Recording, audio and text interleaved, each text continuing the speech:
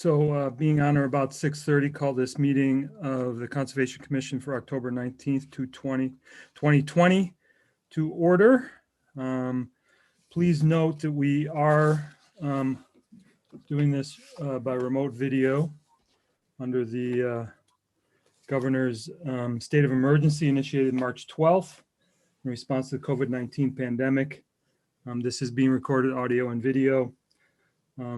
Applicants will be given the ability to assume control and present their information for their hearings.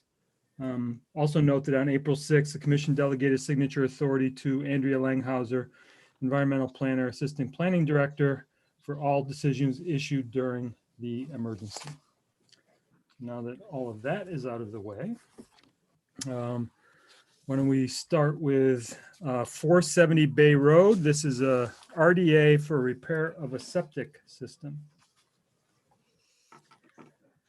Collins plan view, and then Collins promoting to panelists.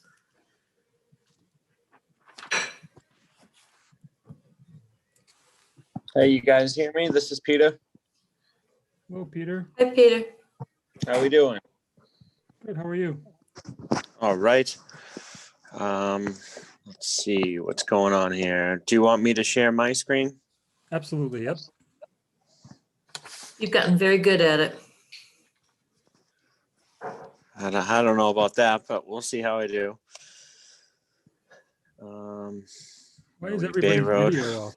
Is that, Yeah, guys. I can't show my video. It's not letting me. Me neither. It's saying Wow. it says the host has blocked the video. okay, why don't you just give us 1 second, Peter, to see if we can, I'm going to make you co-host. There's probably a way to deal with it, but we're going to just make you co-host. Whatever works.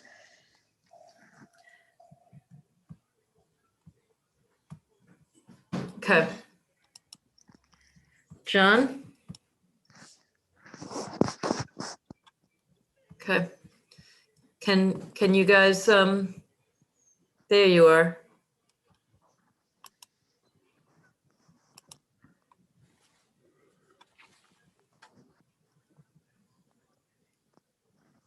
Does that work, Rory? yeah, I mean, I can see Carol and John now.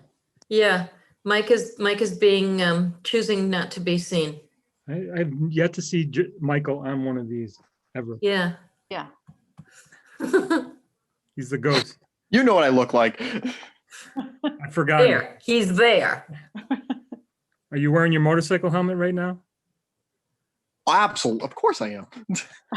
Got to keep that face covered, you know?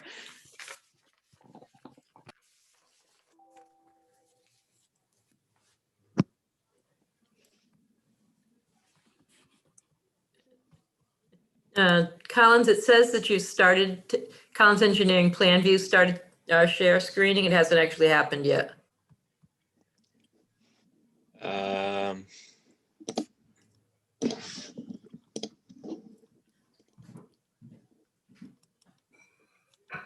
Why?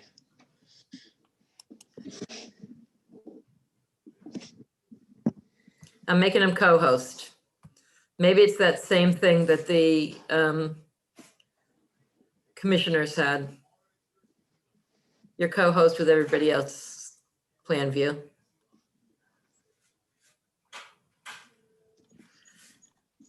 I don't know what, yeah, I don't know why it's not displaying. It's saying it's paused on my end and it won't let me resume.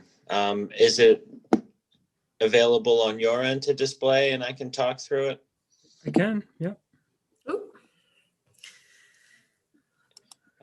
Yeah, if you could just display a plan, I can walk you through that. It's a pretty simple one. Sure is, yeah. It said that you were paused. Here we go. All right, that's all I was gonna display anyways. All right, if you can hear me all right. For the record, Peter Lyons with Collins Civil Engineering Group, representing the homeowner. This is an RDA for a septic repair. We are outside the 100-foot buffers. However, we have of the typical wetlands. However, we have a flood zone boundary and the associated 100-foot buffer to the flood zone in the rear of this property. It's tough to see on this plan, but there's a blue line in the back of the property at the approximate flood zone boundary. And then right at the proposed pump chamber is where our 100-foot buffer zone is.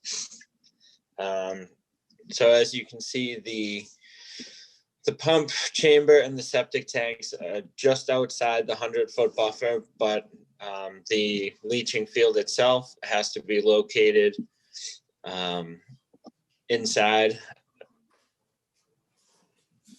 It's probably about 65 feet, I would say, from the edge of the flood zone boundary. Pretty simple project, minimal grading associated with the mounding over the field. We are relocating one tree in the backyard. The rest of it is to remain undisturbed. We found refusal at 4 feet in the front yard and the side yards. And that's the primary reason that pushed us toward the wetlands in the rear of the property. And let's see, we have 3 conservation posts proposed out back, and erosion control proposed along the access for the project and out towards the back of the property. I guess if there's any questions, I'd answer them now. While we're waiting for questions, I just want the commissioners to know that the proof of a butter notification has been posted prior to the start of the meeting. So I don't have any questions here. It's pretty straightforward. The grading on this, you can see it actually rises up gently up to a peak. There's actually sort of a little lip right here, right behind the shed. And that's where the flood zone boundary is. So the rest of the property is as flat as can be, to be quite honest. So I have no issue. I think you've shown that the other locations where you'd be outside the boundaries are unsuitable for the SAS. So. All right, this is Carol. I agree with you, Rory, and I was in the wooded area to the rear of the backyard, and there are quite a few piles of debris there. And so my question is, we often, as a condition, say no dumping in wetlands. So my question is, how can we be more specific in the public interest to help people know where they can dump or not? Is it only no dumping in the wetland? Is it not in the BBW? Is it not in the 50-foot buffer? Is it not in the 100-foot buffer? Any thoughts about that? So just to, I don't want to get into a very long and involved discussion with Collins on the line here, but I'd say that in general, my position on that would be, I certainly think that no dumping in the wetlands or the no disturb zone. I think beyond that, it becomes a little bit more judgmental about what you can, a judgment call on whether or not you should be dumping in that sort of the outside buffer zone, so the outer 50. But in certain cases, you'd want to probably condition it to not be any dumping in that either. But I think most of the time we're actually doing work in that outer 50, so we get a little bit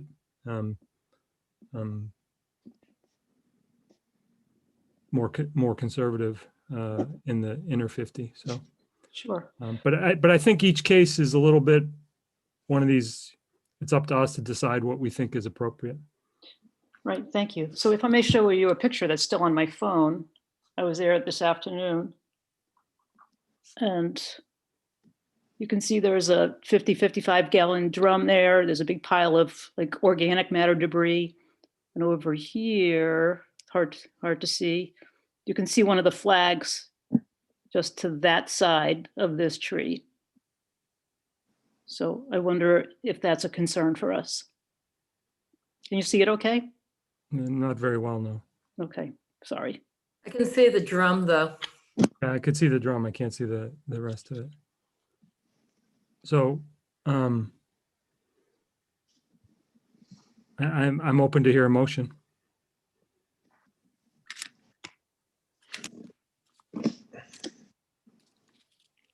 I make a motion that we issue a negative determination for this project, provided that they clean that drum out of the backyard. I second that. Yes. Oh, okay.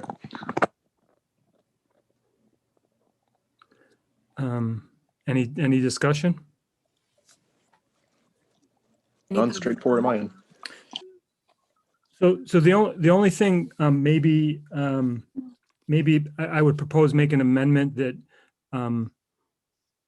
although it's really a negative determination, so there's only so many conditions we can put onto it. So, but I would maybe add and make an amendment that we add no dumping in the no disturb zone beyond the medallions, the permanent markers.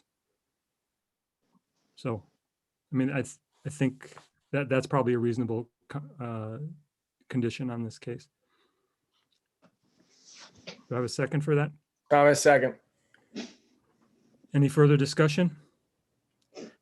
Peter, would you like to close the hearing? Yes, please. Any public comment? Just raise your hand if you have any comment or put a question in the question and answer box.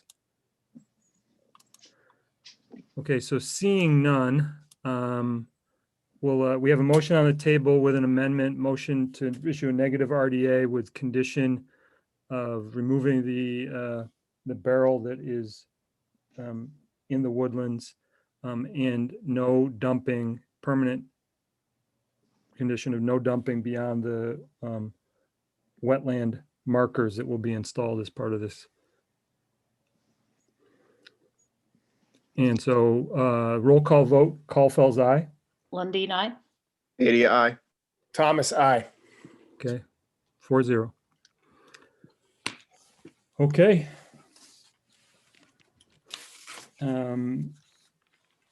I think that's it for now, Peter, right? All right, yeah, I'm gonna stick around. I'm on for 9 Prospect Street later on in the evening, so I'll be listening in, and Okay, if you need anything, I'll be here. Yeah, I'll reach back. thanks, Peter. Thank you.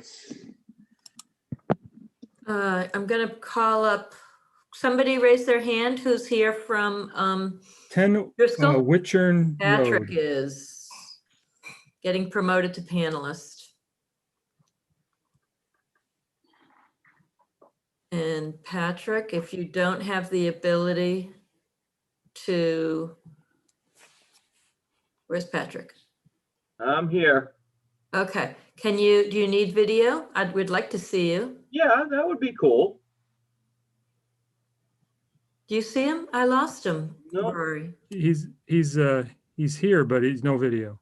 Yeah, but Right. I'm seeing, I don't, I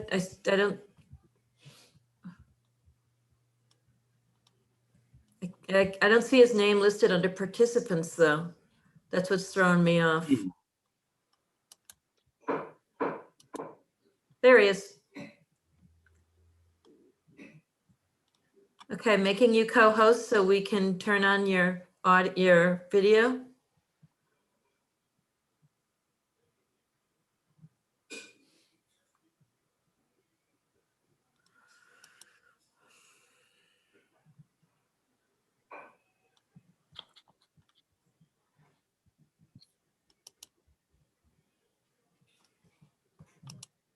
We can't turn the video on for you, Patrick. Yeah, I've seen that. I can't turn it on my end either. This is great. Okay, so this is a notice of intent for repair of a residential septic system. I can bring up the plan here.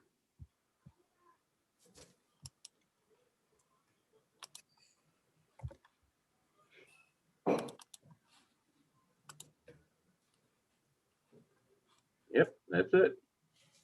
Thank you.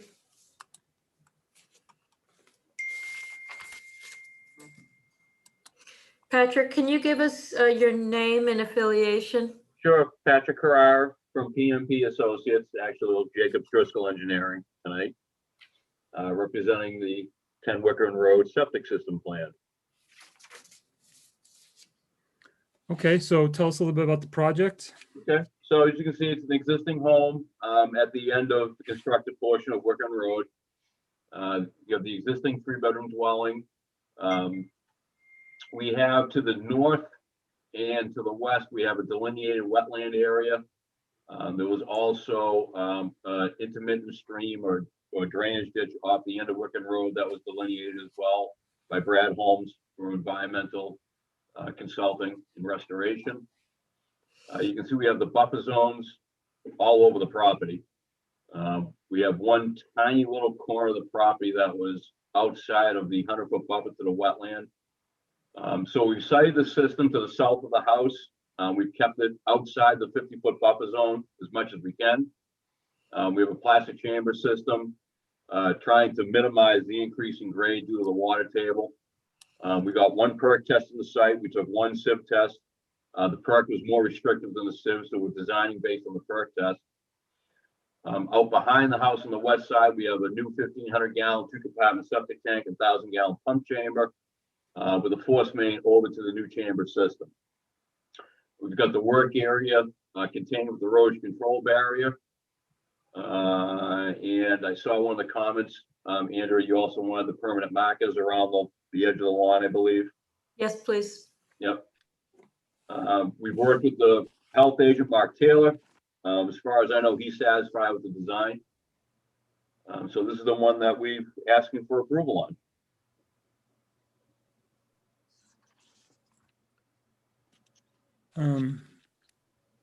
Any questions from someone on the commission? I don't have any questions.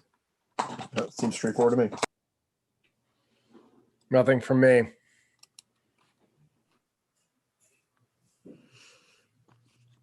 Yep, I have a question about on the bottom right of your plans, which I cannot view right now, but I did earlier. There was a kind of a list of requests for variations from code. The local upgrade approvals, Say again? the local upgrade approval request. Yes, those. Yep. Yep. If I remember right, one of them, the third and the fourth one, I made note. If you would just address those, please. Okay, so the third one is a standard reduction to reduce the separation of groundwater from the bottom of the chambers from 4 feet to 3 feet. State sanitary code says whenever we have a perk test greater than 2 minutes per inch, the required separation is 4 feet. And for repairs for existing dwellings, we're allowed to ask for a reduction in that by 1 foot from 4 feet to 3 feet, as long as we keep the leaching system itself more than 50 feet away from the bordering vegetated wetland. So that's what we've asked for. It's a standard request. And number 4 is due to the water table and the existing plumbing in the house, we've asked for a request in the reduction of the separation from the inlet and outlet tees of the septic tanks and the pump chamber. 12 inches are required under the sanitary code. We actually reduced that to a little bit more than 4 inches. And that's a case of where we can't do anything with the building soar. It's under the slab of the building. It's kind of fixed in space. There's no way to raise it because it would be up out of the ground. So that's, again, kind of a standard item. Tanks will be fitted with rubber boots and stainless steel straps to make sure the connections are watertight. All right, thank you. So I assume we have abutter notifications on this. Yes. Any further comment from the board on this before I go to public comment? Okay, any public comment on 10 Wickern Road? Just raise your hand or put a question in the Q&A box. Seeing none, I make a motion to issue a permit for work and order conditions for 10 Wickern Road, noting the conditions in the staff report.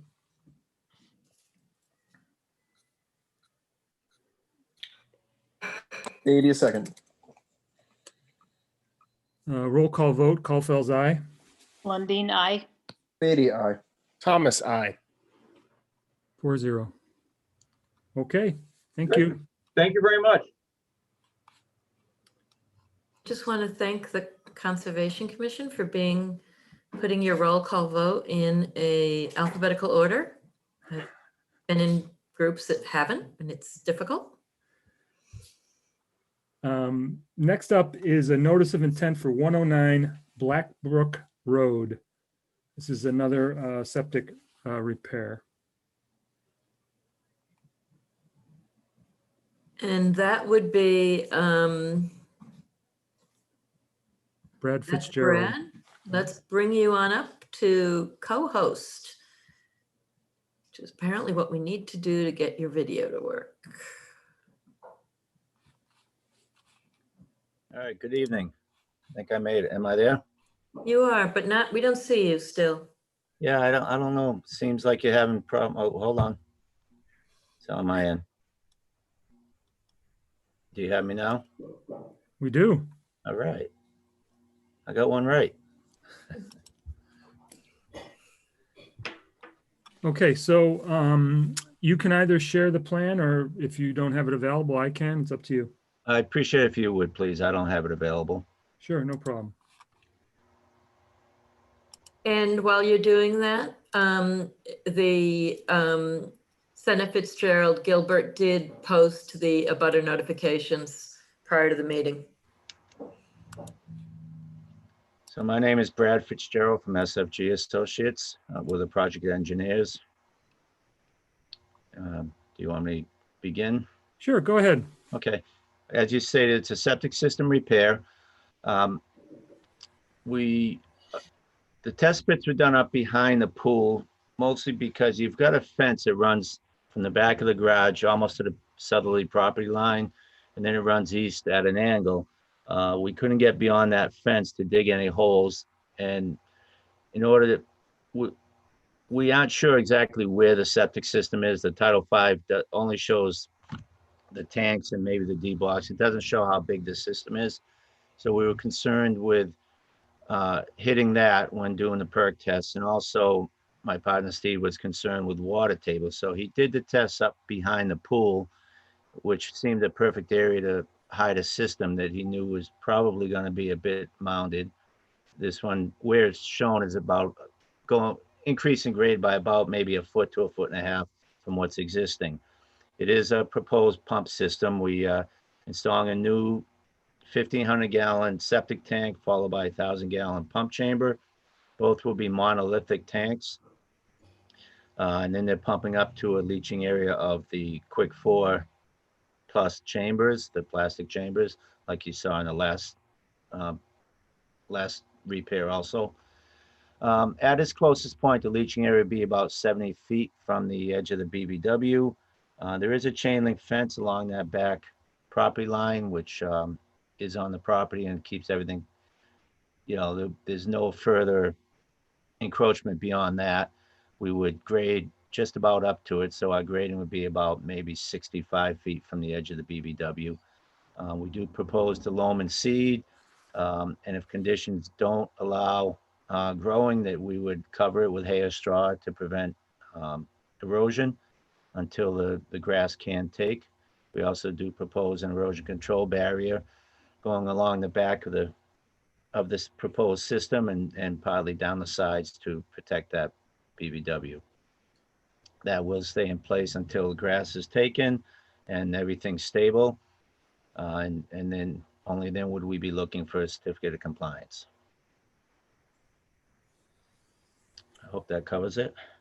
Sure. So I think you've given us a reason for why you chose to actually go from having a system that's outside the the wetland resources to inside the wetland resources. And it's a little bit, I think it's a little bit of a challenge for us to make sure we justify that. Mhm. I am a little bit concerned that it basically is being done for the sake of the fence. And I guess I need a little bit more explanation of, was there really a reason why we couldn't cite this in that area where the fence is and move the fence? Couple of things, I guess. I did email Mark Taylor today from the Board of Health, asked him about whether we could move this system over there. He did say we would have to do new test holes if we get more than 20 feet from the original ones. As I said, we did dig up there partly because we don't know where that existing system is exactly. So that we were kind of concerned about hitting that because even though it's in failure, it's still in use. And then, so I guess that's about the only thing I do have is that, the location of the original system is what was the biggest problem for us out there. So, I mean, that's a challenge for us, I think. I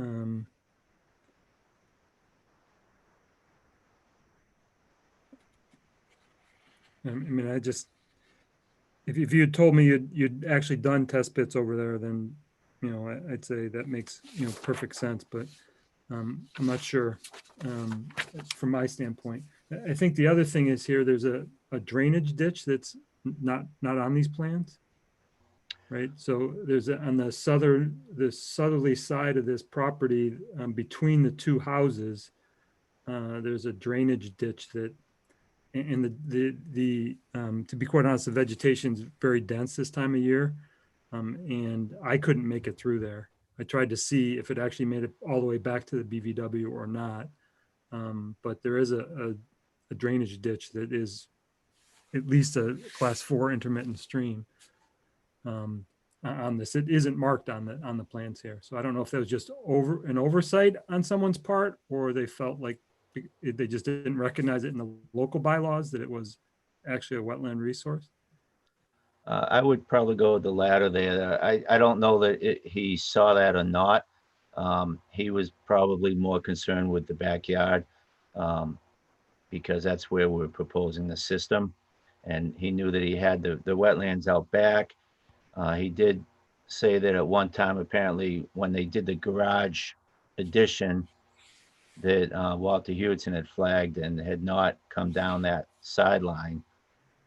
So he didn't bother. I don't believe he went over looking for it. I think he just went to the back looking for that BVW out in the back. I'm not sure he even knew that ditch was there. It would have been within 100 feet, and the wetland on the other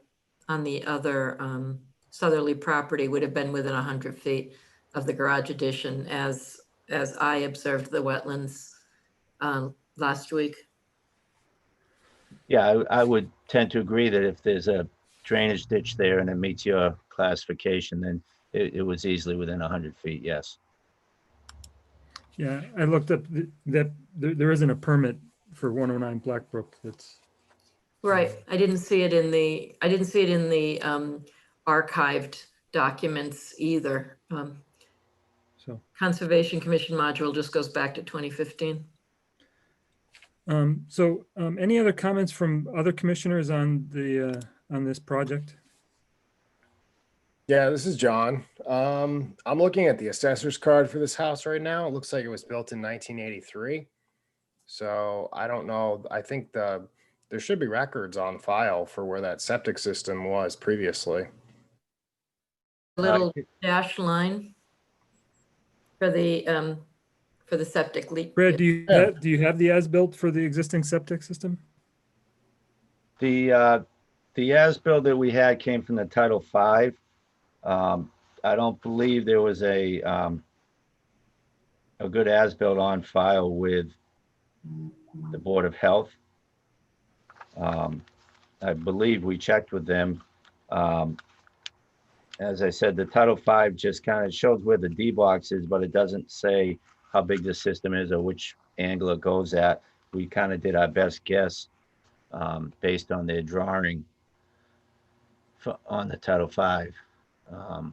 Unfortunately, when you get older systems, sometimes they just aren't as-built to work with, and these Title V people don't tend to go beyond the D box when they do their sketches. So we don't know exactly where it is, no. The 83 house construction would have been before the town bylaw. Hmm. And the wetland over in the southern property, in the southern abutting property would have been too small to be picked up as a state regulated isolated wetland. Was Right. that pool always there?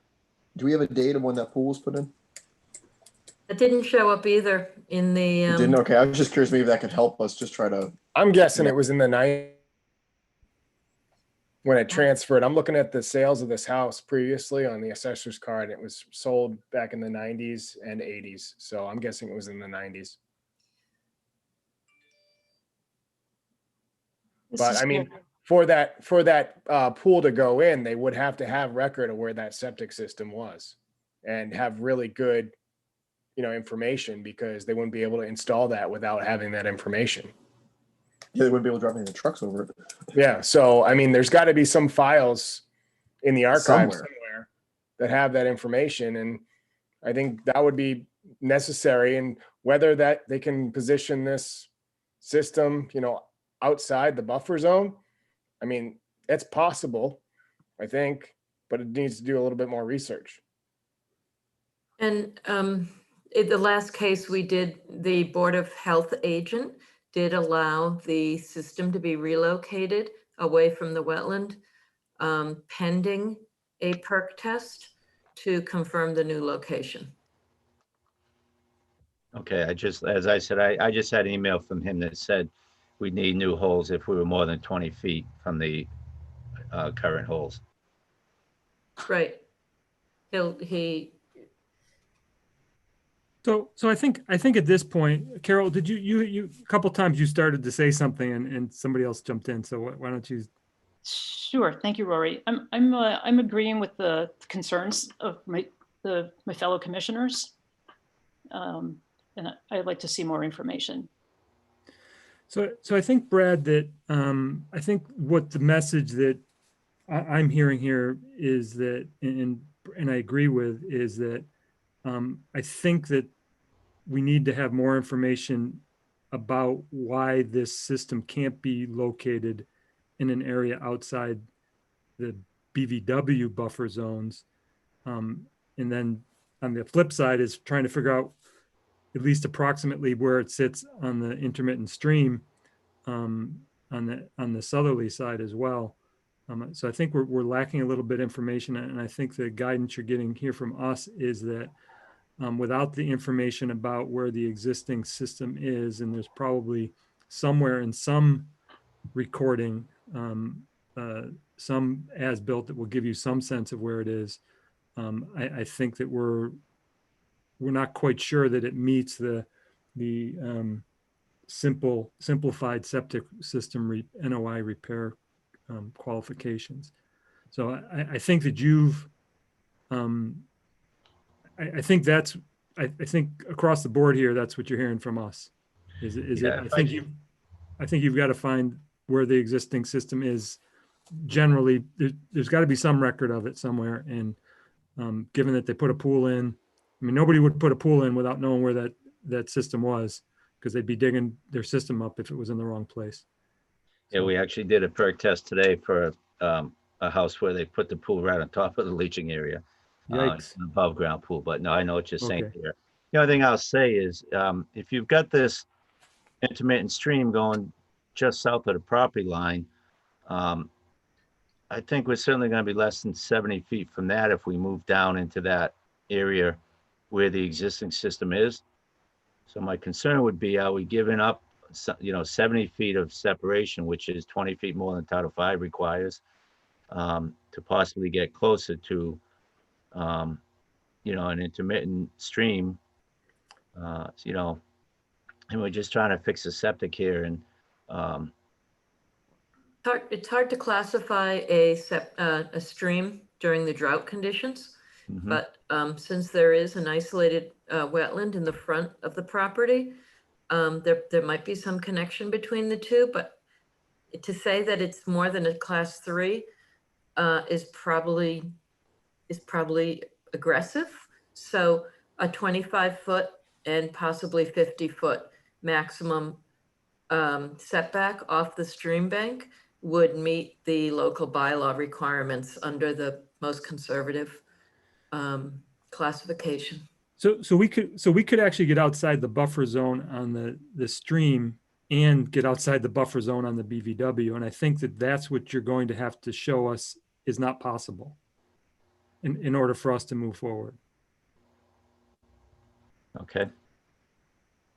And I'm sure this isn't probably what you were hoping to hear tonight, but I think it's the most prudent approach from our standpoint, given that we're taking a system that is estimated to be outside the wetland resources area to put it inside the wetland resources area. In order for us to make that decision, that determination, we would actually have to need more information. Yeah, I mean, all I'll say, I guess, is that it does meet the requirements of Title V, which require a 50-foot setback. It doesn't meet the requirements of the Conservation Commission and the wetland bylaws of the town of Easton, and so. Okay. Unfortunately, and we actually have a simple, we do a lot of septic. This is our third septic system of the night. So we do a lot of septic systems, and we actually have a simplified septic repair policy about this, because we know we're going to have situations where we have to locate systems in wetland resources. And, the conversation we had with Commissioner Lundin a little bit earlier about frequently we're putting systems in that buffer zone. It would not be the first time we ever located a system inside the outer 50, or for that matter, the inner 50. It happens, but we can't go from a situation where we are not in the wetland resources. We're not imposing a septic system into the wetland resources from where it is currently not, without some justification of that. And I just don't think we have enough information to make that determination. Maybe when you go over there and you dig a test hole, you find you can't do it over there, and then we have justification to do so. But right now, we don't have that information. Okay. Right, So- I wonder, may I speak, Rory? Sure. Thank you.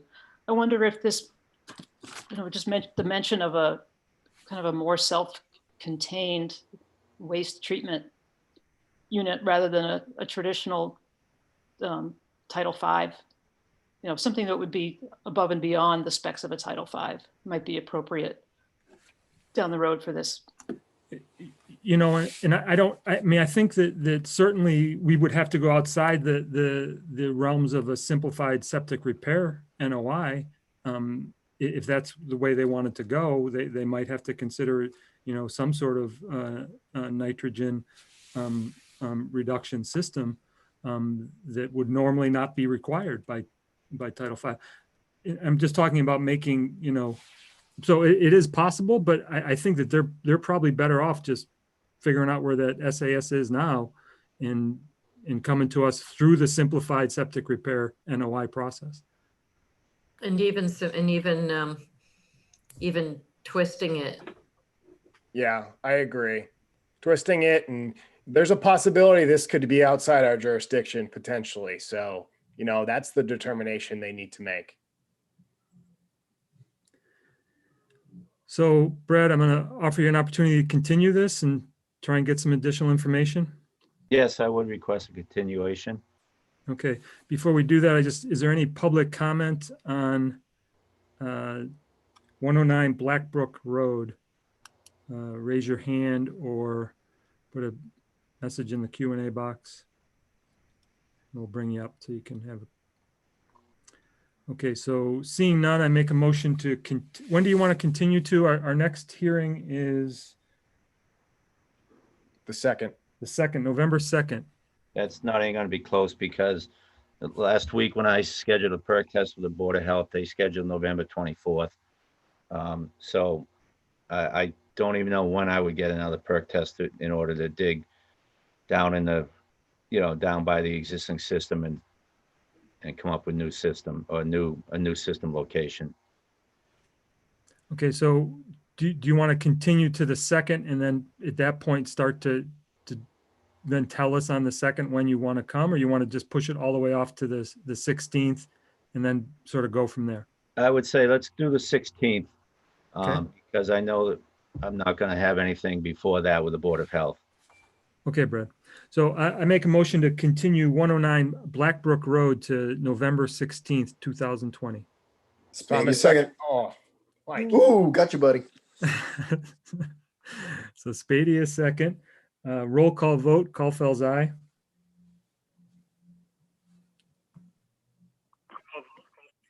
Lundin, aye. There it is. Spady, aye. Thomas, I. Okay, so we'll see you on the 16th or thereabouts, Brad, okay? Thank you. Thanks. Next up is an RDA for construction of a residential detached garage. This is a continuation of a hearing we started last meeting at 220 Turnpike Street.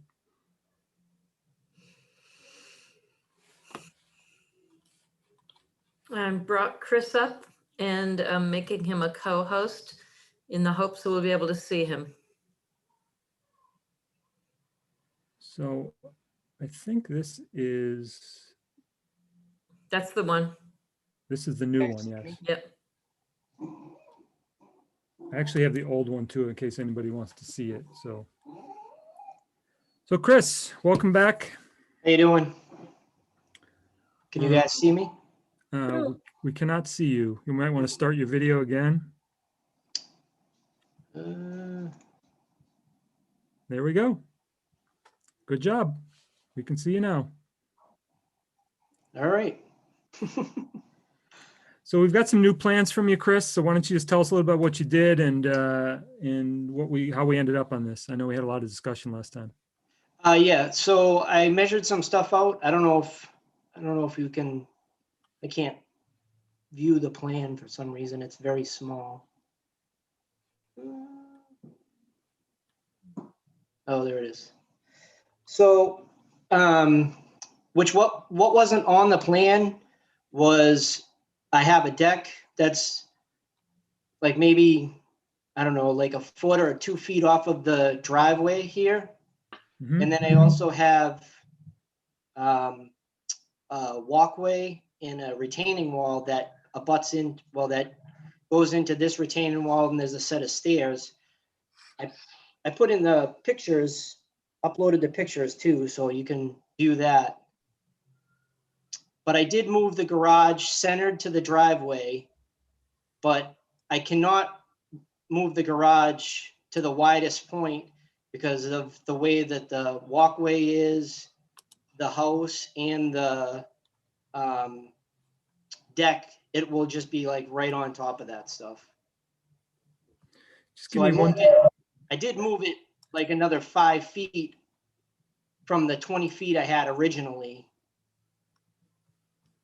Yeah, I'm just trying to find the picture that is applicable here. So we can see, maybe this will give us a sense of what you're talking about. Yeah, I think it might be 174,501, 5050 with 1 in brackets. Oh, I love the other one though. I love 52. Is that the one with the dog? No, it's the one with the really clear, I can almost see a line of water on it because of the way the elevations are in your backyard. So I don't think see it's, the map right now. I mean, I'm only seeing the map. Did you yeah, no, guys? I'm trying to find the picture. So just give me 1 second that gives us the best. I didn't. You So want me this, to I have one. Oh, I you have do? one. Okay. I have one. Just give me 1 sec. So I think this give you a sense of what Chris is talking about here. Yeah, So here- that's So a, here's, the deck is right up against driveway, and then there's this little retaining wall with a walkway here Yeah. up to these set of stairs.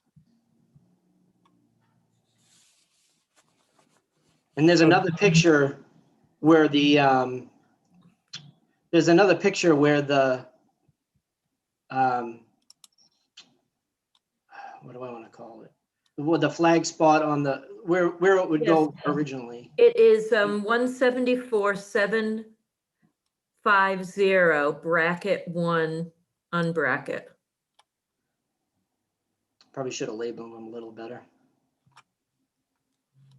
That's this picture here. Let me see. Yeah. Let me see if I can share that.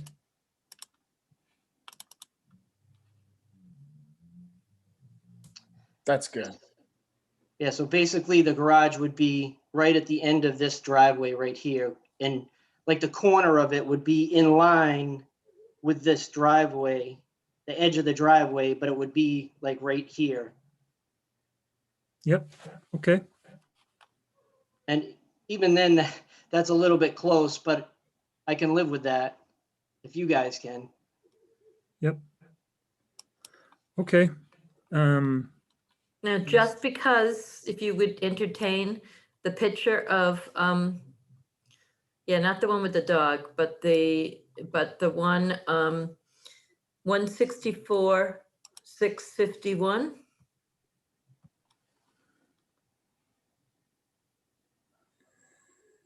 851. 851. Okay, hang on.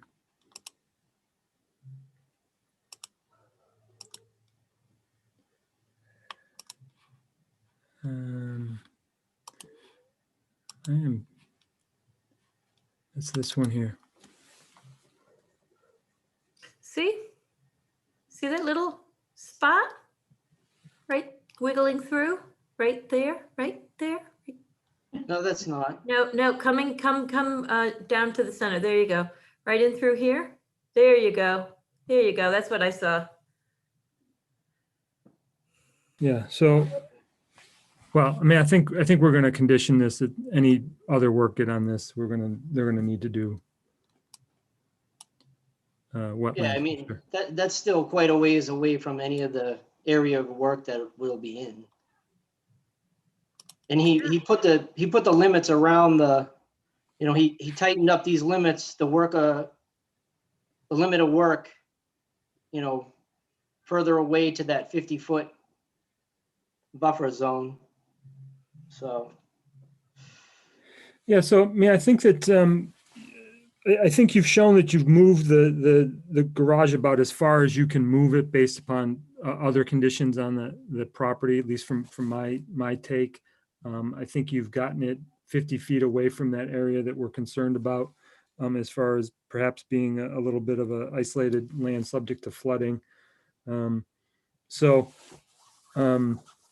any other questions from the commission? I have none. Okay. Same. So, any public comment for 220 Turnpike Street? Just raise your hand, or give me a message in the Q&A box. So, seeing none, Chris, I assume you want to close and have us issue a decision? sure. Okay, so,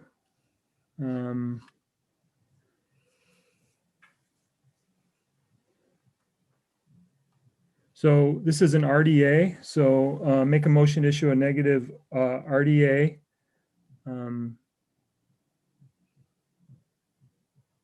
A negative termination with the conditions as noted in the staff report.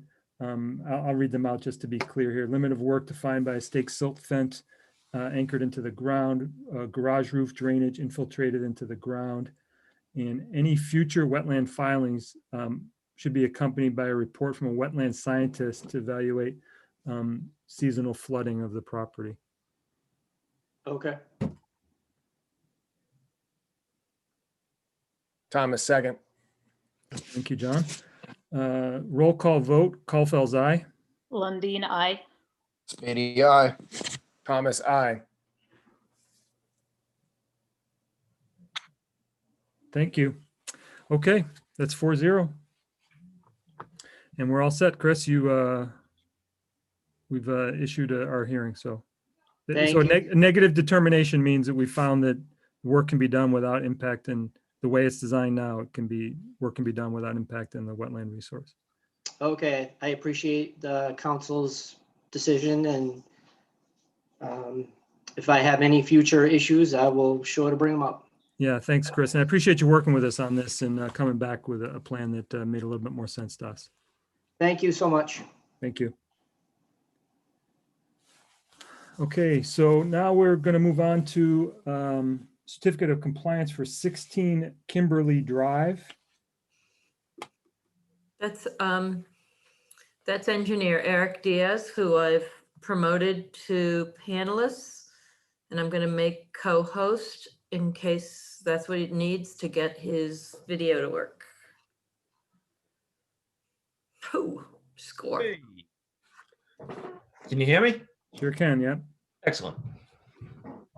So Chris, I have the plans up. You tell me if you want different plans or if you want to take control. It's up to you. No, I think that's fine. Just by way, I'll give a brief summary of this. This was a So No. Eric, just identify yourself for the record, just in case anybody else can't figure out. So Sure. For the record, Eric Dias, registered professional engineer with Strong Point Engineering, representing KLK Enterprises on this one tonight. thank you.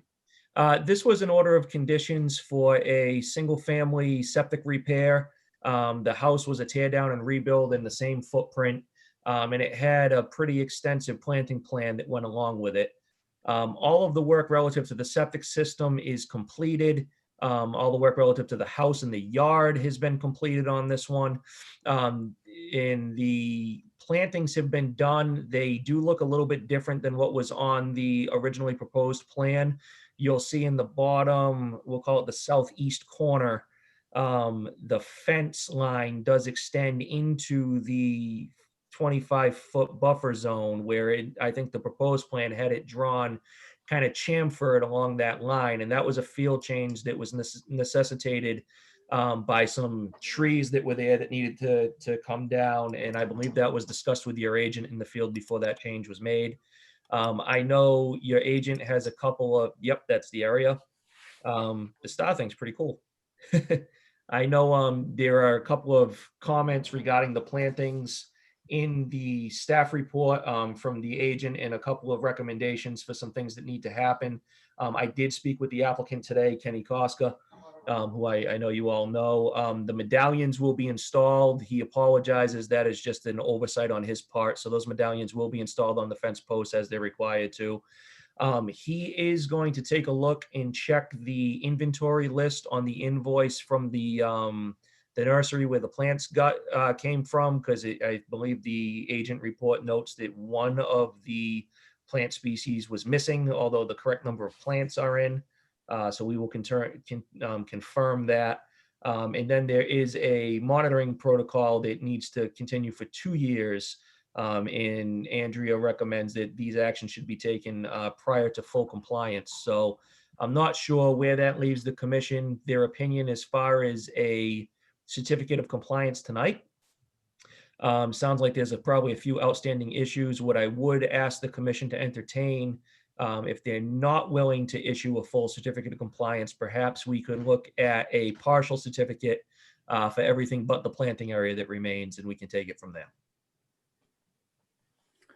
So, so from my, having been out at the property on Saturday, the plantings, the slope there, actually, I think turned out more gradual than I had hoped it would, which is good, and it's quite stabilized. There is wood chip covering in addition that looked in great shape. The invasives, I thought you guys did a great job of cleaning up the Japanese knotwood that was on the property, and I didn't see any evidence of it, although I didn't go deep deep into the woods at all. So I do think that's there. Outstanding issues, I think you summarized them well. So from that standpoint, substantially in compliance, I'd probably be in favor of moving forward with a partial cert, at least making sure that the medallions are there and that we continue on with the planting survival. So, but I'm open to comments from the commission. I'm in agreement with you on that one, Rory. Same here. I think that's fine. I have a couple questions.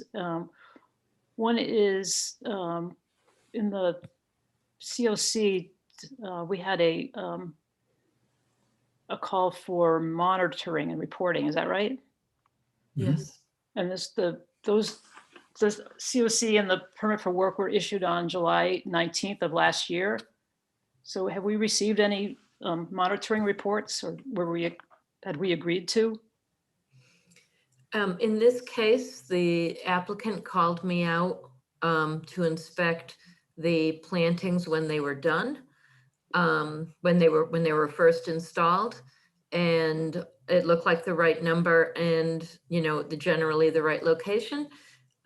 He did extend a little. He extended farther to Kimberly Drive and not as far down the fence line, but I thought that was responsive. What I didn't realize, and so he's never had a professional other than myself go out to monitor them. I was there again in August, and when we were talking about the fence line, and I had made sure that he was watering the plants with regularity, which is probably why they still exist throughout this drought period. So he hasn't had a professional other than myself go out to take a look at them, and that's a question for your guidance as to whether or not you want to have somebody else submit a monitoring report. I have a monitoring log on the application that I was there. Any thoughts about that, my fellow commissioners? So Andrea, what kind of monitoring report would we normally expect on a planting of this size? It's usually that it's similar to what you heard for 7 Kenbane when Garrett Tunninson did the buffer zone restoration. He was there on site to make sure that he put things were put in the right locations. He was looking for kind of a randomness to it. And the holes were dug right. The soils were augmented as needed. But what we weren't going with the original plan, we weren't looking to create a naturalized area. We were looking to hold the slope in place. So this is pretty close to what we originally approved. But I do want to point out that the wood chips are doing a great job presently, but you did ask in the order of conditions that they plant a ground cover, and you were specific on the type of ground cover. That would, if you chose, if you stuck with that, you would have a long-term slope stabilization, whereas the wood chips, may or may not. Does that answer your question? Somewhat. Right. Yeah. Right. Yeah. I kind of feel like, Andrea, you were there for the planting. I kind of feel like, at some point it needs to become the responsibility of the applicant to provide the monitoring and provide us with reports. Well, what we can certainly do, if the commission feels strongly about it, obviously, Andrea was there for the installation, so we couldn't provide a report from a professional wetland scientist about the installation.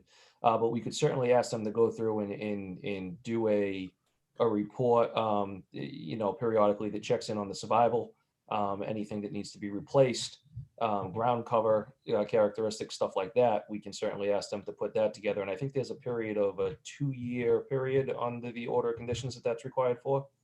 Yes. So we can certainly, we work with Brad Holmes at Environmental Consulting and Restoration. I'm certain I can get Brad out to the site if the commission feels the need for that. So I guess, so from my standpoint, I'm satisfied with that. I'm happy with the way it looks right now. I think Andrea is raising, what is it going to look like a year from now? It's possible that the wood chips wash away, although with the amount of rain we've had in the last couple of weeks, they had not. So they were substantially still in place on Saturday. I didn't see any gullying or anything on that property, so they must be handling the stormwater pretty well. I certainly would be in favor of issuing a partial certificate with outstanding issues of monitoring the plantings for survival and replanting as necessary, and putting up medallions. And if we just need to decide whether or not we want them to put the ground cover in that we specified, or we're satisfied with the conditions as they are. So I'm looking for some feedback on that. So just the ground cover?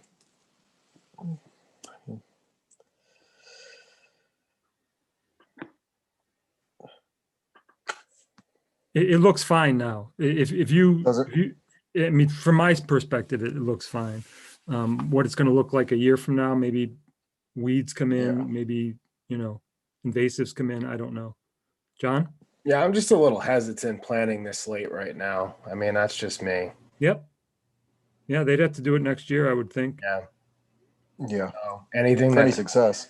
yeah, for any sort of real assurance. Yeah, and that's why you issue the partial and just have them do it next spring. Yeah. If I like we were to that. go that way.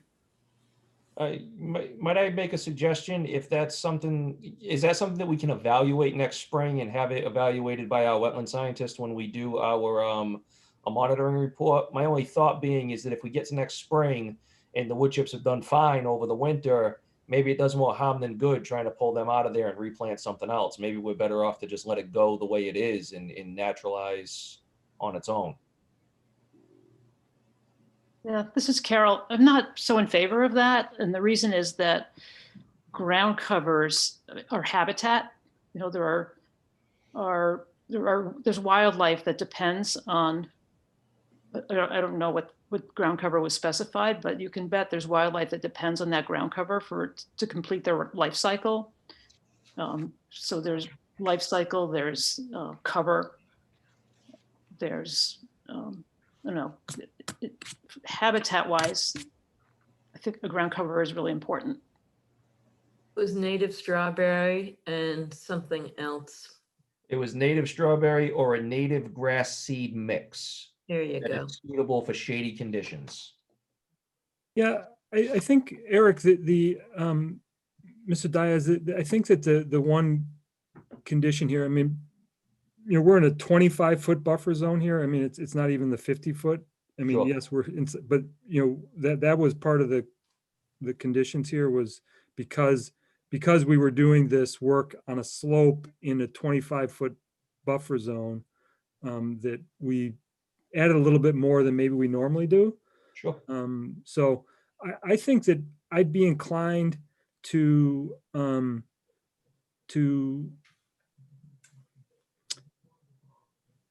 I'd be inclined to say that issue the partial cert for the other work that was done, leave the medallions open, the monitoring open, and in the spring, plant the ground cover as was conditioned. I can live with that. Sure. So I'm gonna make a motion to issue a partial certificate of compliance for, oh, hang on a sec. Any public comment on 16 Kimberly Drive?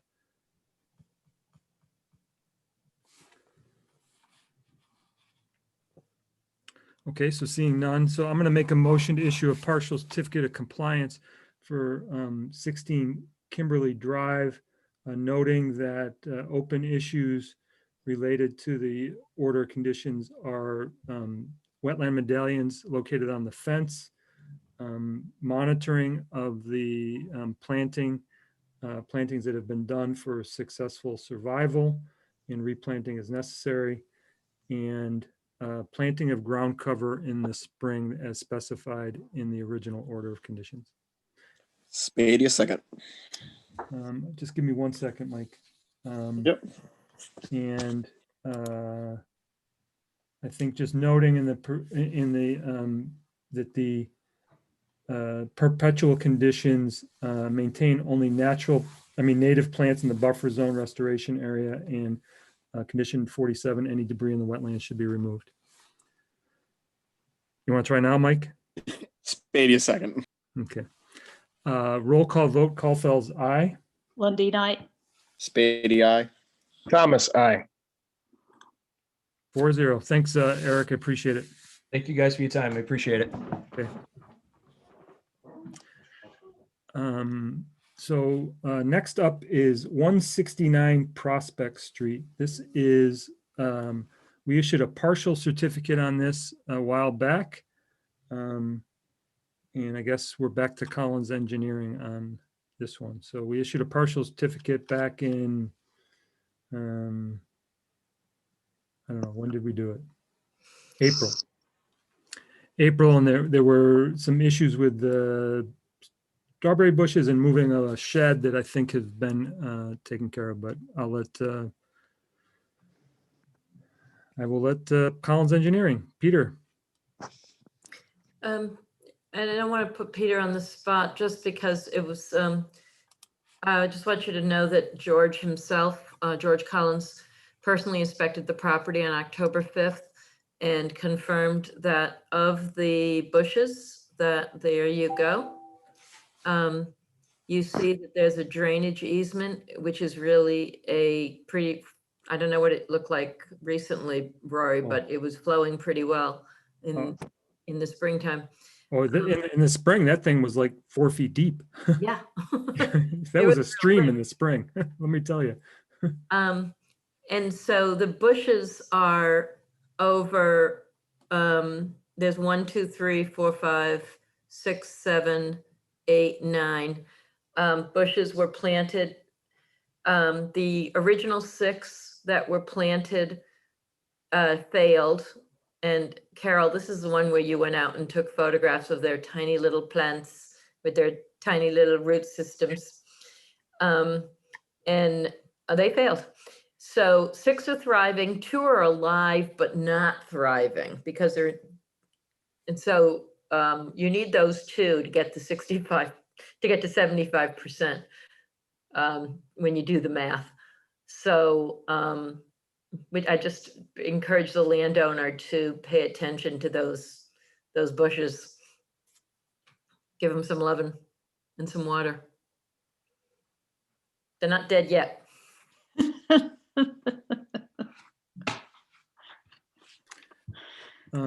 Not yet. Let's hope they don't. So Peter, anything from you? And they did move the shed too, right? Yeah. No, just honestly, I don't really have anything to follow up with. Andrea knows more about this one than me. I think she explained very well what's going on. So, Any questions from the commission? None here. Okay, so any public comment, 169 Prospect? Seeing none,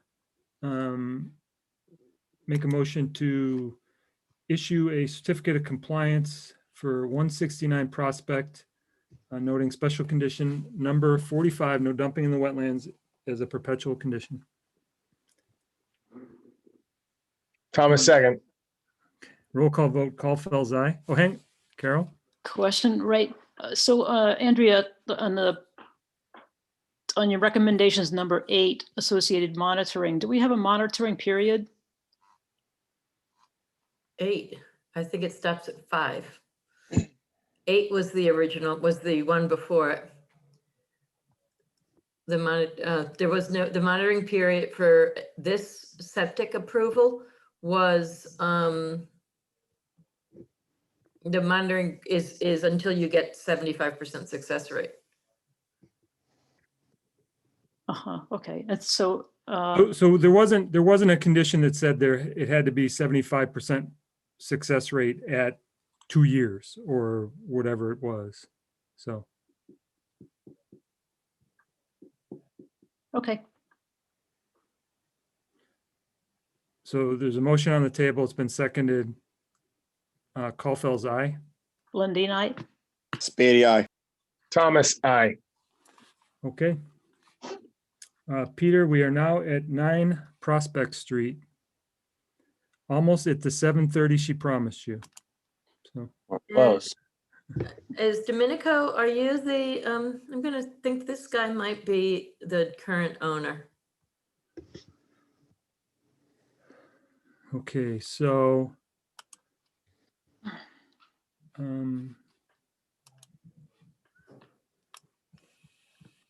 Domenico, are you the current owner?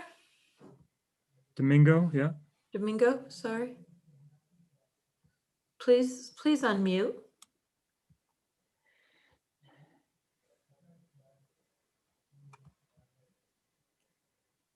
We've made him co-host. Leah, what is, Leah, are you here for 9 Prospect as well? Hello? Hey, Hello. hello. Okay, I'm here. I can't see anything on the screen except my name. I think you can change to gallery view and see everybody if you want. So I'm not too familiar with the views. Okay, let's see what we have here. it's in the upper right-hand corner on Windows. Okay, where it says view, Yeah, it says standard, side by side speaker gallery. Is that the one? you want gallery, yep. Okay, all right, here we go. Okay, now I'm back. So, Leah Morgenstern, are you here for this? If Promoting her just in case. yeah, okay. So, I'll give a little bit of a synopsis here, and then Peter can chime in a little bit if he's got any feedback from Collins Engineering. So, this property here had a septic repair done. At the time of when we issued the order of conditions, there was a tremendous amount, not a tremendous, there was debris, mostly sort of construction materials around the shed, behind the shed, actually in the wetlands. Some of it was actually in the stream that was running behind the property, and also along this this area here as well. I'm just trying to get my orientation. So that's the east side of the property. And last July, when they came before us for a certificate of compliance, upon inspection, the wetland markers, the permanent markers were installed, but there was no medallions on them.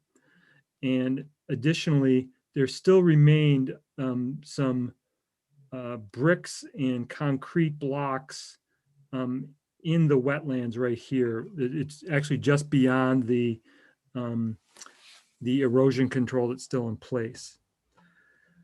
So at the time we said, okay, well, we can't issue a certificate of compliance with these two things, and we need these taken care of. The medallions were obviously taken care of right away. But the debris, the problem is that the contractor missed it on my understanding, and Peter can give us some clarification, it was missed and they didn't realize that it had to be taken out. They're a little bit concerned about bringing equipment back in there because the grass for the most part has seeded already over the system.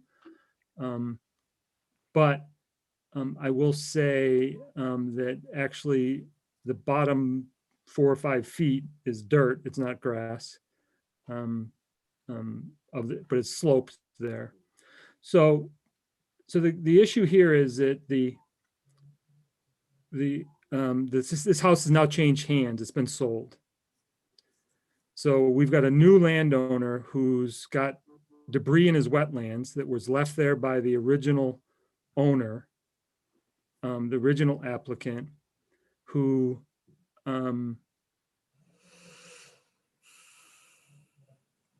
it was, we addressed the issue as part of the order of conditions, rather than going in as, here's your order of conditions for your septic system, and here's an enforcement order to take care of this problems in the wetlands. We bundled it all together and said, listen, as part of you doing your septic repair, take care of this problem that you've got in the wetlands. So we approach it that way. It's not the first time that we've gone and told applicants that they needed to clean up debris that was in the wetlands. And so that's really where we are here. The problem is that the old homeowner and the contractor can't come to an agreement on how to take care of getting the material out of the wetlands. And the new homeowners saying, well, it was supposed to have been taken care of. Now that's my synopsis of it. I'm happy to hear other viewpoints on exactly what's going on, because I'm on the outside. I can only see what I'm seeing it from my standpoint. Andrea, did I get it substantially correct? Yeah, that's correct. That's the So- way I understand it as well.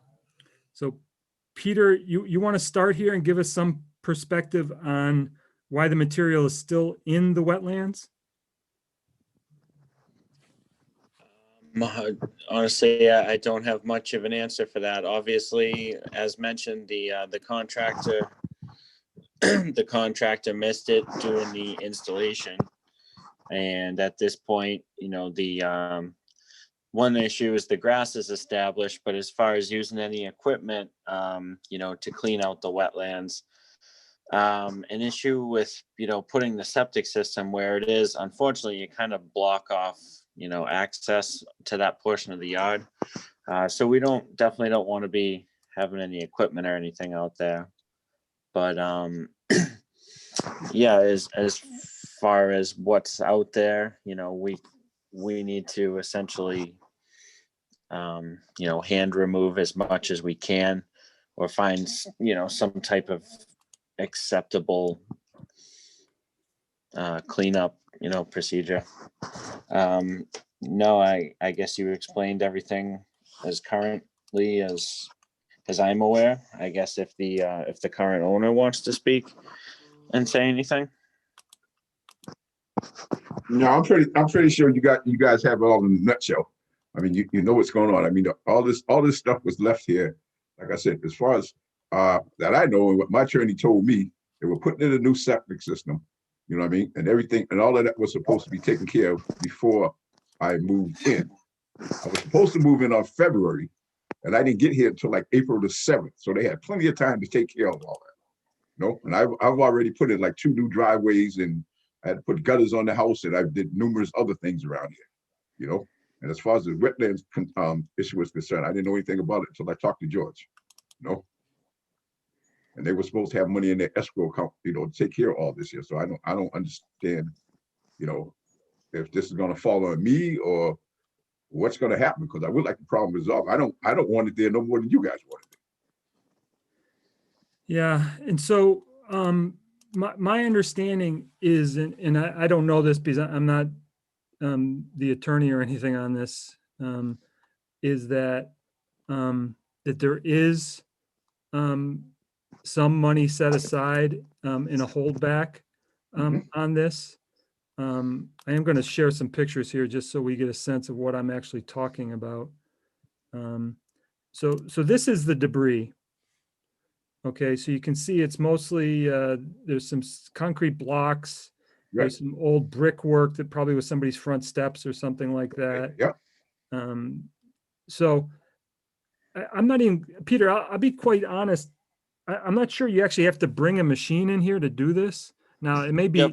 it may be more labor intensive than someone's that someone's used to, but I think, a couple of guys in a dump truck and a wheelbarrow and some sort of mechanical device to just break up some of these big pieces might get you where you need to get to on this. The sledgehammer does wonders, by the way. Oh yeah, no, absolutely. I guess the concern is more of who's going to take care of it. I think we're all in agreement that it needs to come out. So how do we, so the answer that we got, and I can only say, Collins shared an email with us from the former homeowner that was essentially take it out of the holdback. That was essentially it. So I don't know how to get the current landowner, and I'm sorry, Domingo, I don't know your last name. My name is McKinney, sir. I'm sorry. McKinney, thank you. Mr. McKinney, to have, that whatever work needs to be done here, however several $100s it's going to take to get that work taken care of, paid for out of the holdback. And I don't want to, here's the issue. I don't want to issue an enforcement order to Mr. McKinney. Okay. That's really not fair to him. He inherited this problem. And I really don't want to do that. To be honest, I don't want to go back and, I don't want to issue fines. I don't want to do anything because then Mr. McKinney's got to go to court and start trying to get money back from the original homeowner that left him with this problem. And I'm not looking to create a problem here.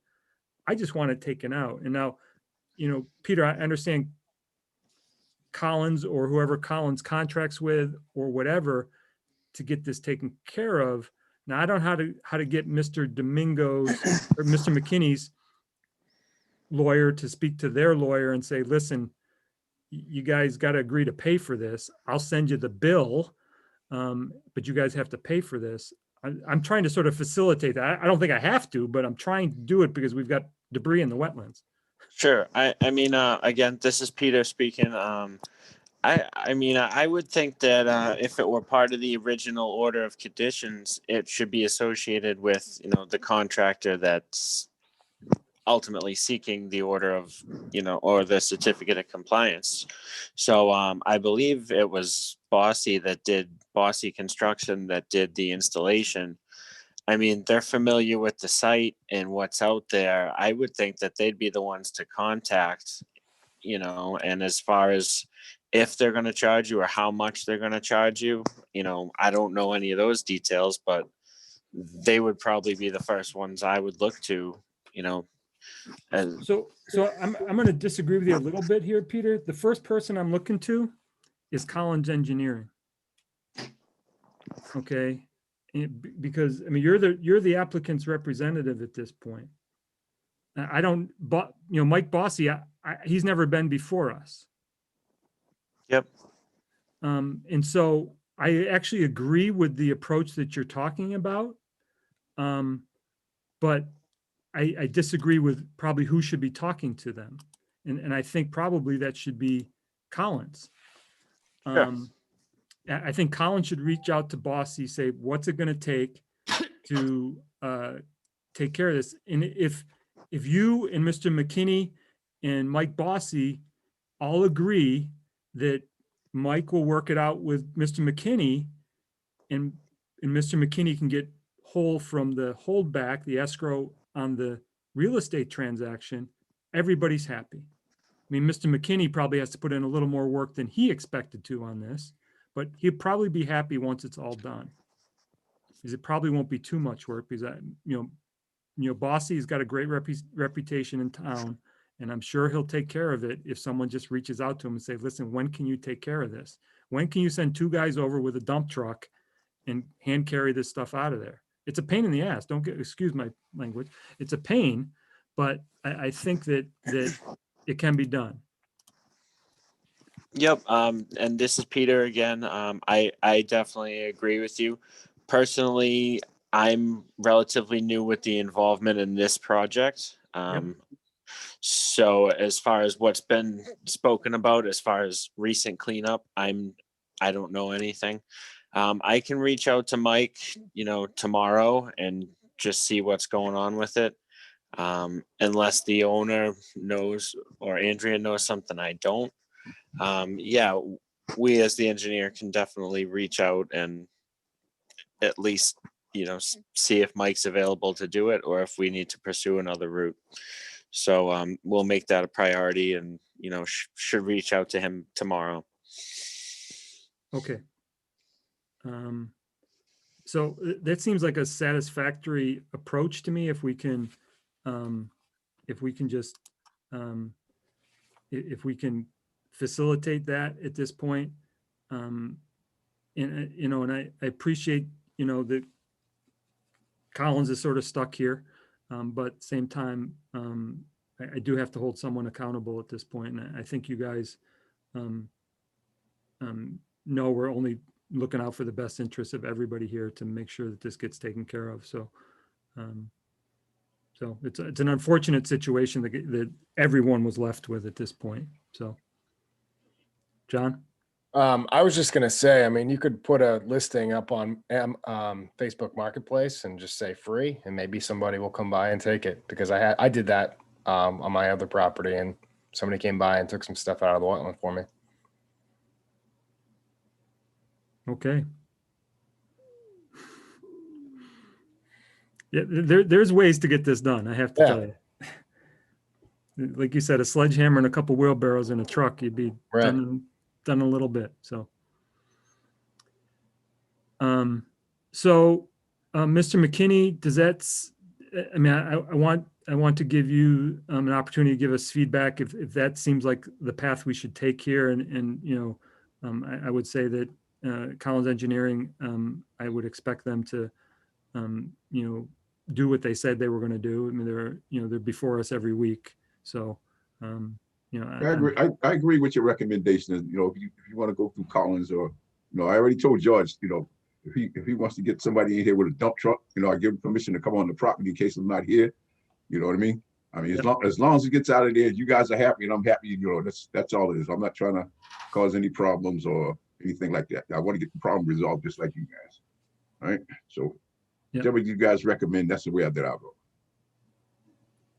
Okay, so Peter, so you're gonna try and get the ball rolling on this tomorrow with someone. And so can we expect an update at our next hearing, November 2nd?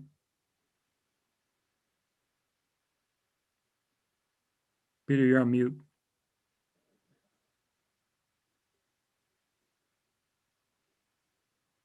He's probably calling George.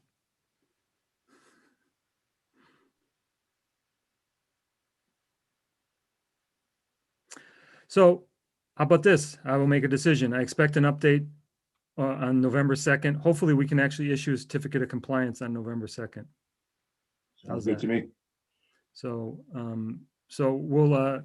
we will continue this again until November 2nd is, I make a motion to continue 9 Prospect to November 2nd. Thomas, second. Roll call vote, Caulfield's aye. Lundy night. Beatty, aye. Thomas, aye. Okay, that's it for now. Hopefully we have some good news come November 2nd. Thank you guys so much. Greatly appreciate it. Thank you.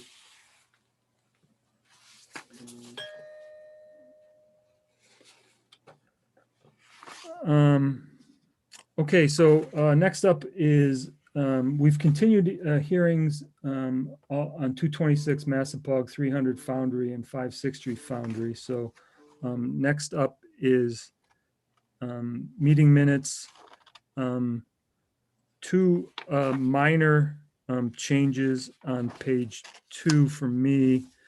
On 220 Turnpike, it says Caulfield's made a motion to continue into our next hearing, October 5th. These are the minutes for October 5th, so it was actually continued to October 19th. And in the motion for 445 Bay Road, the end of the statement about the motion says, and should include herbaceous perennials. Just to clarify what that means is in 15B. So just if we could add in 15B at the end of that to clarify where the herbaceous perennials reference was. Other than that, I had no other comments. Anybody? Nope. Okay, I will accept the motion to accept the minutes of October 5th. Thomas, second. So I'll make the motion. I was going to accept the motion. You could have Oh. moved it. You want to move it? So No. make the motion to accept the minutes of October 5th, 2020 with the minor changes. Thomas, second. Thomas, second. Roll call vote. Caulfield's aye. Blondine, I. Beatty, aye. Thomas, aye. Great.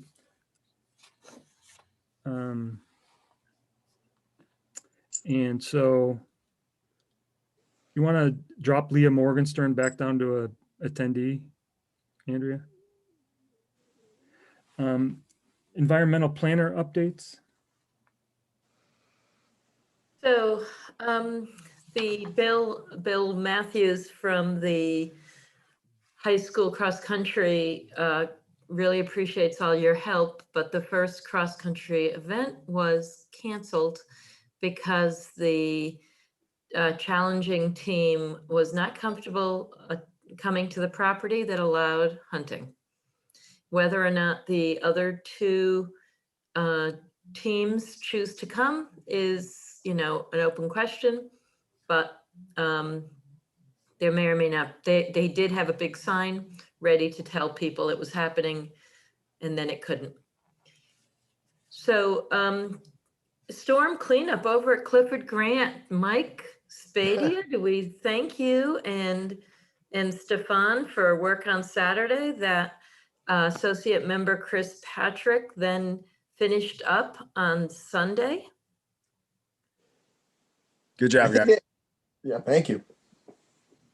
Sorry I couldn't get you the key to the gate, but it looks like you were pretty successful. Do you want to say anything about what it's like to move trees in? I gotta be honest, I wasn't actually out there. I don't really know when Stefan ran out there. She just talked to him yesterday. But I was there for the trail build on Flyway this week. So that went really well. Thank you. So that was a Friday. You put supplies out, and then you didn't go on Saturday, but you chose to go on Sunday. Can you explain? No. Friday I was there to move all the wood from the town pool over like the hump, kind of further back, closer to the trails they could get, so they could start building Saturday for the new bridges. So we used the quad for that, and that went really quick and super helpful for them versus carrying it in by hand, which would have been awful. So don't worry, Carol, I was nice and slow. Didn't ruin anybody out there. It was good. It was beautiful. I got a great video I can send you guys. It was beautiful riding around out there. So Chris said that the trail is actually pretty close to a cart path, so you didn't even have to trim any vegetation in order to use your off-road vehicle. yeah, none at all. I know Chris ran out there real quick to trim a blowdown that we needed to get through, but other than that, no, I had plenty of room and never had to go off trail. So he asked me if it was okay, and I said, you have a commission member on your trail team, and you're the associate commission member, so the answer would have to be yes. There it is. Yeah, no, it went well, so thank God. Yes, that's exactly right. So the work is just getting started, but the material is there and it's pretty close. It's at the Flyaway Pond old dam berm. It's a lot closer than it ever could have been any other way getting there. So yay for good use of ATVs. The MACC Fall Conference began on Saturday remotely and is continuing all this week. I don't know if any of you guys are going. If you haven't already heard about writing effective orders of conditions, I'll be talking tomorrow night on the topic, but I think 2 of you have certainly heard. And a third knows how to do it already. So I don't expect I'm going to see anybody. But I got 44 people signed up. So there Wow. looks like there's some pretty good, other cases also. If you still want to sign up, they accept stuff and we pay for your training. The construction and also Canoe River Aquifer Steering Committee. Did you all see that invite? This is there's a remote meeting, a 2-hour meeting on the morning of October 29th. John, you've been invited for 2 reasons, both as the Sharon Concom agent and a very good Easton Concom member. But the Canoe River does extend into Sharon. So they're looking to see if anybody wants to show. The Canoe River, do you guys remember the Canoe River Aquifer Advisory Committee? It was set up for the ACEC, and when and it was, Easton was a major force behind making it work well, but your former water superintendent retired, and the group doesn't have the same punch that it used to. So that's why they kind of went into a more broad group. If anybody wants to know what's on the draft agenda, certainly they will be speaking about the Sam Wright Field as one of the first nature-based solutions to, to address wetland restoration and floodplain as an ongoing project, but they'd like to see more projects like that come right off of the MVP plans. And there's a lot of, unfortunately, this is only the western side of town, but there's plenty of work Easton can do as a regional project, which gives us more grant money because we look like we're, being good neighbors. So if anybody's interested, do consider RSVPing by Friday. That's my plug. The construction update for Chickadee and Carrie Lane. At the last a few meetings ago, the owner of the trailhead easement, the Bennett's, actually asked about maintenance and shouldn't he continue to take care of invasive species. And the way the order was written, it was up to me and Carol to sort of set up a good plan. And Carol said, well, invasive species, the good plan is you maintain it aggressively. And she's absolutely right. But maintenance wasn't addressed specifically. And if I sent you earlier today an ECAT hyperlink to the meeting in which the question of whether or not to maintain the trail was the responsibility of the applicant who did this work. And the chairman said, no, not for the level of waiver request he had. So, so that, I don't know if you want to go into any discussion on that, or if I should just send an email to the applicant and the landowner and say, we got the project started, but that's. Right, that's, from my perspective, I think that was really what our original intention was. It's for the scale of the project. He was adding a screened in, portion of his deck.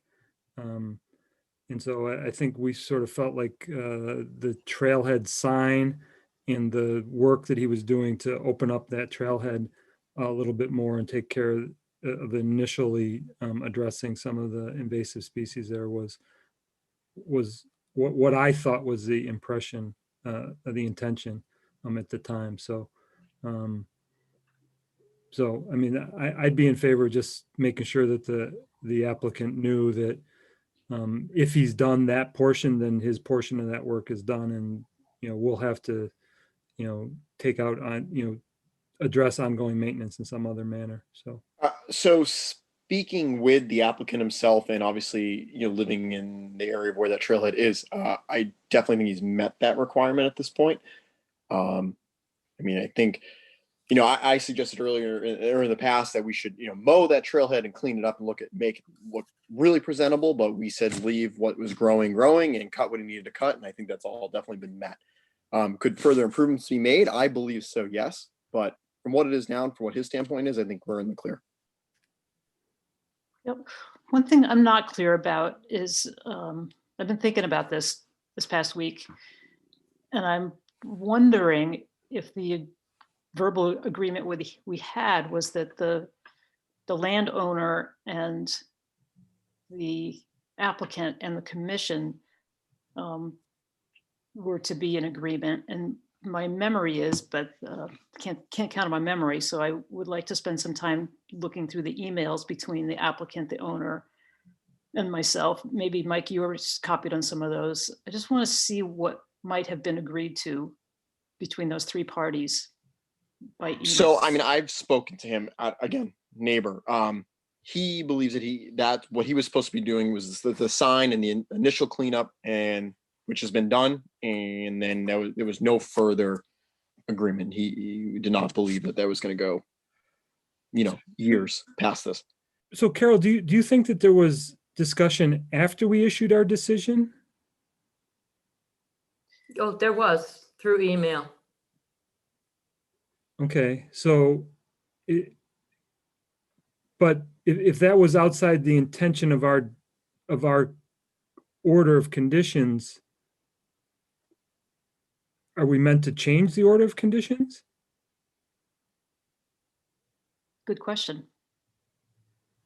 I don't think we can go back and change the order of conditions. You can't. Once you sign off on an order of conditions, they're by right mandated to those conditions. Those conditions should have been addressed prior to issuing an order of conditions if that was the case.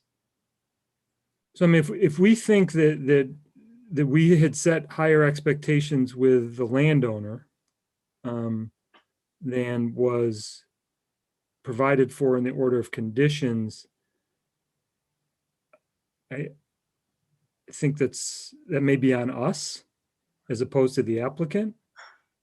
So as I said, that and I'm I'm happy to have Andrea reach out to the Bennetts and have the conversation with them, or if necessary, I can have the conversation with them as well to sort of explain that just things got away from us a little bit, and maybe there was more expected of the applicant than was originally conditioned, and but so we're gonna say that he substantially met his obligation under the order of conditions, and we'll just have to address whatever the Bennett's concerns are from an ongoing standpoint. I certainly think, as Mike says, there's more opportunity there, and maybe when we have additional projects in that area, we can use that as part of our public interest.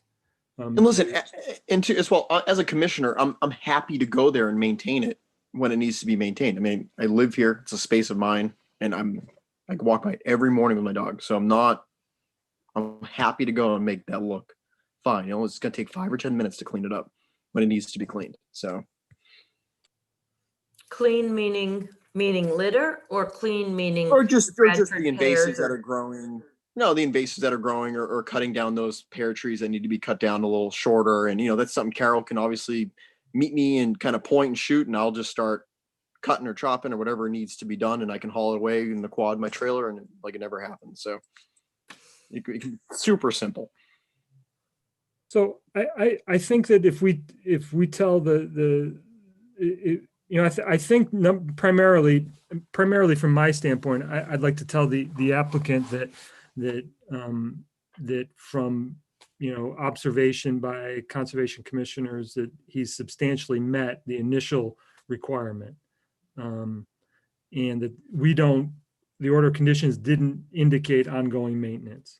So I'd like to have because I don't want him to go out and hire a landscaper to do this when it's not part of the order of conditions. We can reach out to the Bennetts, have a conversation with them, say, listen, we got this started. That was what the order of conditions was. You know, let's try and talk about how do we keep on improving it. I think that's probably what we need to do. I think they'll probably be okay with that. And we can even say that, you know, Mike's willing to do some additional work to get us to the next level and maybe do the trimming on the pear tree that's necessary or whatever we want to do. And, you know, do some ongoing maintenance for the next year or two. And then maybe in that time we find another project in that area that needs some public interest and we come back and say, you know, this trailhead needs maintenance for a year. You want to take that over as your public interest? And maybe that's how we handle this. Well, and also too, I'm just curious, are the Bennetts supposed to sign that land over to us, that access point, or no? That's a very good point.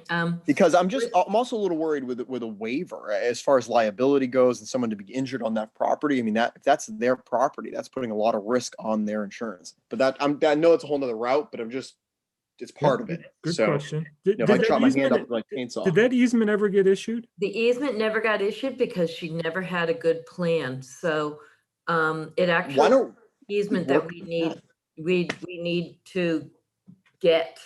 So that's I guess that's on me to, and frankly, if she's asking for us to maintain it, it would be nice. She doesn't have a good plan of that area. I just want to see a liability risk. And that's what I was thinking that the other day. And then the fact that, you know, it's her own property, that there's a lot that could happen there. Yep. Okay. Is everybody okay with us moving forward this way? Carol, I know you expressed some concern. I hope we address them. Sure, and if I was out of bounds in the emailing with the applicant and the owner after the order was issued, then my apologies. I was part of those emails. It was. Yeah, I'm not pointing any, I just want to get the applicant clear for what he needs to do. You know, what we need to do as a commission from this point forward, we got to do it. You know, we'll do what we have to do, and, you know, we'll take care of the landowner, but let's also figure out how to get the easement and everything else. So. Yeah, because most orders or they should be recorded with the registry of deeds with the property, and they have to follow those orders. And if it's not in the order or it's not described in the order in a certain way, you know, an afterthought, we'll have to do it on the next project. Right. I think that you know, the concern that I had was that the applicant was going to go out and hire a landscaping company to do the maintenance. He just couldn't handle it any more than he had already done. And I just didn't want him to get into that situation, because that really was not our intention for, you know, putting a roof on his deck and a screened in porch. So, by the way, next year, when it's not the pandemic, which may not be next year, it might be the year after, the next spring, spring 2022, we have to get out on that property and try and certify that vernal pool. So Yes, that is there.